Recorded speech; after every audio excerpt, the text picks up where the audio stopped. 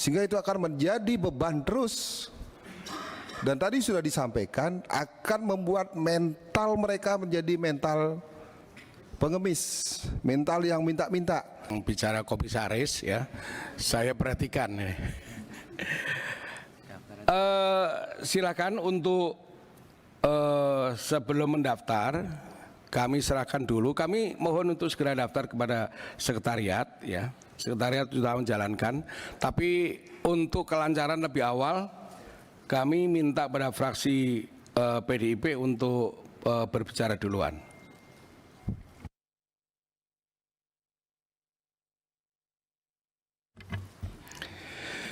Baik, terima kasih.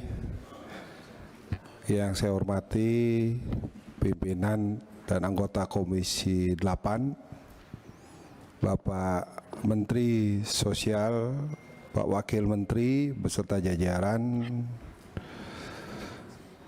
Selamat bertugas mengawal angka kemiskinan. Semoga nanti akan sesuai dengan apa yang menjadi visi misi Presiden dengan asta citanya itu.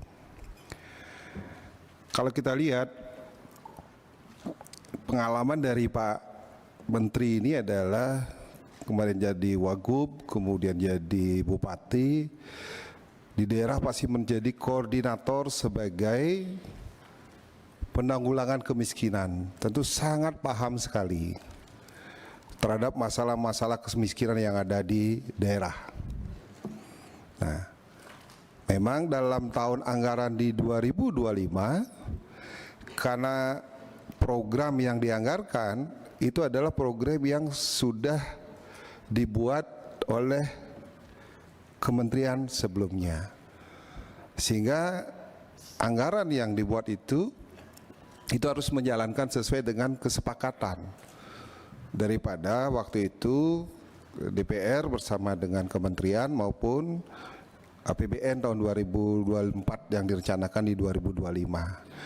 Nah, tentu ini hanya memperbaiki bagaimana nanti agar program-program yang direncanakan itu akan lebih baik.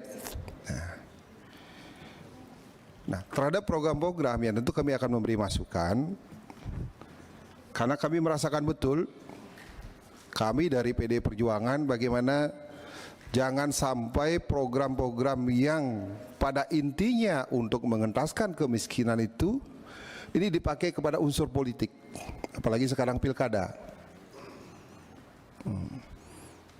Karena kita tahu sekarang lagi pilkada sangat rame-rame, ujung-ujungnya kalau itu dikasih sembako dan sebagainya itu akan berpengaruh terhadap bagaimana nanti memimpin yang terbaik di masing-masing daerah, baik bupati, kemudian gubernur.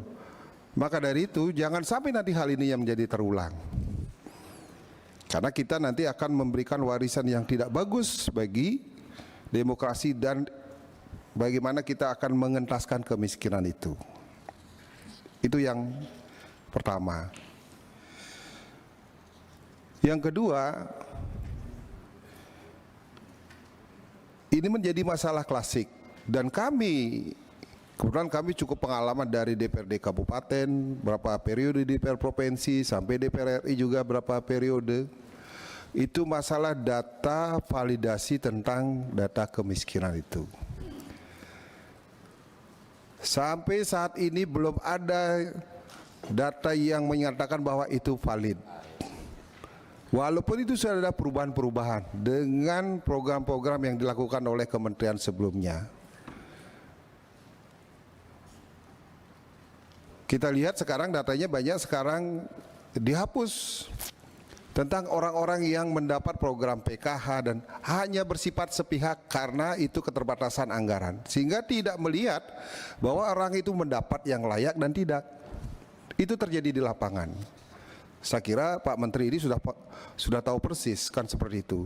Dan kedekatan kepada pemimpin di tingkat yang paling bawah seperti kepala dusun, RT, kepala desa, sehingga mereka itu siapa yang dekat ataupun ada keengganan dari pemimpin yang tingkat di bawah itu untuk memperbaiki database. Sehingga ini yang menjadi PR yang nanti harus diperbaiki. Karena kalau tanpa database, tadi kami sudah lihat di sini adalah dalam satu data, tidak diperbaiki, ini tidak akan mendukung bagaimana kesuksesan daripada pengentasan kemiskinan tersebut. Sehingga inilah nanti harus diperbaiki tentang pendataan ini, sehingga betul-betul program yang nantinya dicanangkan dengan anggaran yang begitu besar dan tujuan yang sangat mulia sekali ini dapat dicapai. Dan kami belum melihat detailnya secara rinci, nanti mungkin akan dalam rapat-rapat berikutnya apa yang akan dilakukan. Waktu Bu Risma kemarin dia tuh ada terobosan, dulu datanya itu kan per periode 6 bulan, tapi itu 1 hari dengan sistem online bisa dirubah. Nah, itu sudah cukup bagus. Mungkin harus ada terobosan juga nanti Bapak Menteri untuk berserta jajaran untuk memperbaiki database tersebut, sehingga betul-betul nantinya program yang dicanangkan itu bisa tercapai. Yang kedua, kalau kita lihat pengalaman, termasuk kami juga di dapil kami, kalau hanya memberikan sekedar sembako dan itu bersifat sementara, itu tidak akan bisa mengentaskan kemiskinan itu, sehingga itu akan menjadi beban terus. Dan tadi sudah disampaikan akan membuat mental mereka menjadi mental pengemis, mental yang minta-minta. Sehingga sekarang jujur saja proses demokrasi kita, pemilu ini dipengaruhi betul dengan apa yang diberikan dalam bentuk bantuan sosial. Ini kan sangat tidak bagus, dan negara kita adalah bukan negara seperti itu. Kita adalah negara pejuang, kita negara yang bergotong royong. Maka dari itu ini harus ada terobosan pengentasan kemiskinan. Salah satu itu adalah dalam proses pendidikan. Kami juga dilihat program hasil terbaik cepat yang dibuat ini sangat bagus, terutama di poin keempat kami lihat membangun sekolah-sekolah unggul terintegrasi di setiap kabupaten dan memperbaiki sekolah-sekolah yang perlu renovasi. Di Bali ada namanya sekolah Bali Mandara. Di Jawa Tengah juga waktu dipimpin oleh Pak Ganjar ada sekolah. Dan ini sangat luar biasa mengentaskan kemiskinan. Waktu itu ini ada salah satu PT Sampurna, mohon maaf kami sebut, dia itu ingin membantu orang miskin, kemudian membuat sekolah, mengasramakan, kemudian akan melanjutkan pendidikan sampai tingkat menengah, kemudian melanjutkan sampai tingkat perguruan tinggi, kemudian diterima dikerjakan. Dan itu luar biasa sekali untuk mengentaskan kemiskinan. Mereka diasramakan dan hampir 95% adalah orang miskin. Mereka yang tidak bisa baca, mereka hanya tinggal di gubuk-gubuk, itu ditampung semua, dan itu outputnya sangat luar biasa.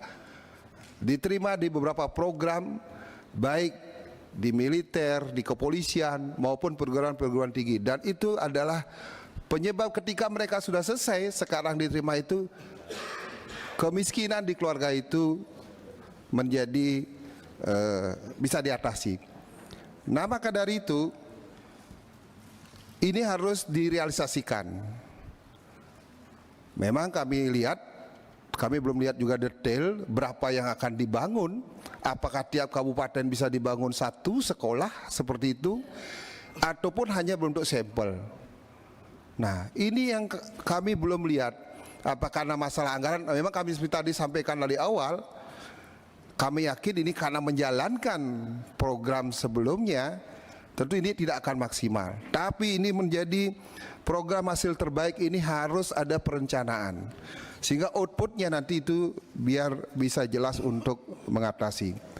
Nah, kemudian yang ketiga,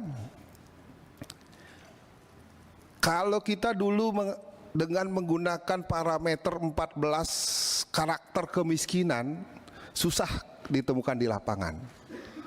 Seperti contoh mereka itu atapnya ilalang, kemudian tidak diplester, kemudian lantainya juga tanah, sangat susah sekali. Nah, tentu makin ke depan ini adalah harus ada suatu penyesuaian tentang karakter kemiskinan itu sendiri. Seperti contoh, sekarang kan kemiskinan itu tidak hanya dalam hal bentuk seperti itu, tapi orang itu setelah bekerja, mereka PHK ataupun sakit, mereka jadi miskin. Nah, tentu ini yang harus diperbaiki, apakah sudah relevan dengan 14 karakter kemiskinan yang dibuat oleh kementerian itu mengatakan bahwa orang itu miskin. Bisa jadi orang itu miskin baru. Termasuk juga mengatasi tentang kemiskinan masyarakat perkotaan. Masyarakat perkotaan itu kalau mengalami kemiskinan itu jauh lebih parah.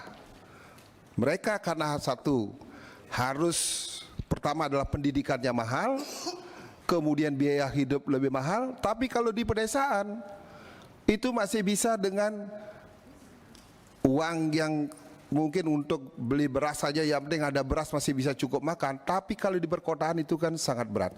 Sehingga ke depan ini jangan hanya berpikir hanya kemiskinan yang ada di pedesaan, tapi kemiskinan perkotaan itu harus betul-betul menjadi program yang menjadi prioritas. Apalagi tadi disampaikan kelas menengah di Jakarta ini sudah mulai menurun. Dan ke depan kalau terjadi depopulasi sekarang terus-menerus seperti ini, itu kelas menengah itu akan menurun terus. Banyak juga sekarang pabrik-pabrik sudah tutup seperti Sritek dan sebagainya. Itu pasti akan nanti mengakibatkan kemiskinan yang baru. Nah, maka dari itu inilah kami menginginkan nanti ke depan agar program-program yang nanti dicanangkan, apalagi kami yakin Pak Menteri sudah tahu betul, makanya diangkat menjadi menteri, pasti sudah pengalaman betul bagaimana berhadapan dengan masyarakat miskin ini. Tentu program-program yang real untuk mengatasi kemiskinan ini dapat diprogramkan selanjutnya. Sebagai awal hanya sekian saja. Sekali lagi kami tekankan untuk hal-hal yang menyangkut bansos dan sebagainya itu harus berdasarkan data yang dimiliki oleh Kemensos. Jangan berdasarkan data pesanan ataupun kepentingan politik.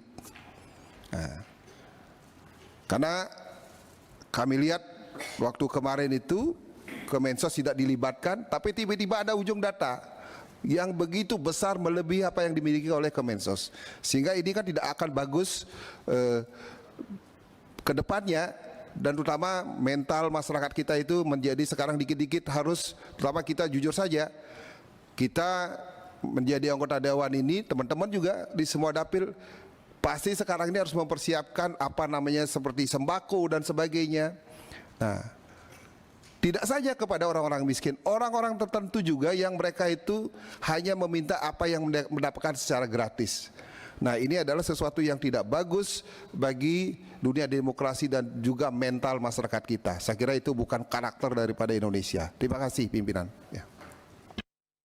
Download Tribun X sekarang, menghadirkan lokal menjadi Indonesia.